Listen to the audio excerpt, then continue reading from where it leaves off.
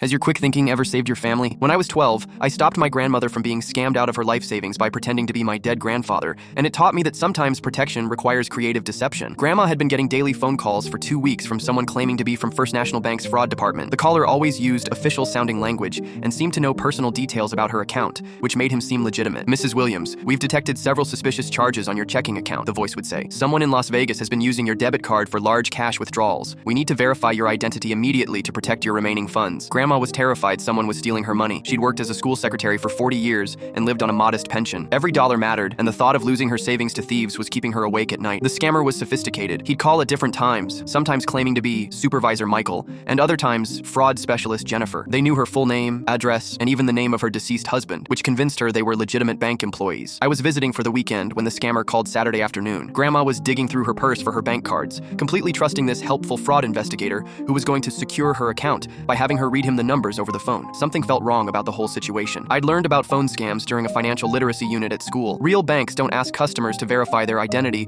by reading full account numbers over the phone. They already have that information. But Grandma grew up in an era when people trusted authority figures and institutions. The idea that someone would pretend to be from her bank to steal from her was incomprehensible. I had to act fast, but I couldn't just tell her to hang up. She trusted the caller completely and would think I was being rude or interfering with important business. Then I remembered something. Grandma always said my grandfather had been very protective of their finances and never let her handle bank business over the phone. "Your grandfather always said never give personal information to people who call you," she'd told me many times. I started speaking loudly in my deepest 12-year-old voice, trying to sound like an adult man. "Margaret, who are you talking to? You know I handle all the bank business in this house." The scammer heard a man's voice and immediately became more aggressive. "Sir, I need to speak with the account holder directly about these time-sensitive fraudulent charges." I kept going. "Margaret doesn't give out personal information over the phone to anyone. If you're really from First National Bank, we'll come down to the branch tomorrow morning and sort this out in person." "Sir, these unauthorized charges are happening right now as we speak. We need immediate verification of the account numbers and social security number, or Mrs. Williams's entire account will be frozen tonight." "Then freeze it," I said as firmly as I could manage. "If there really are fraudulent charges,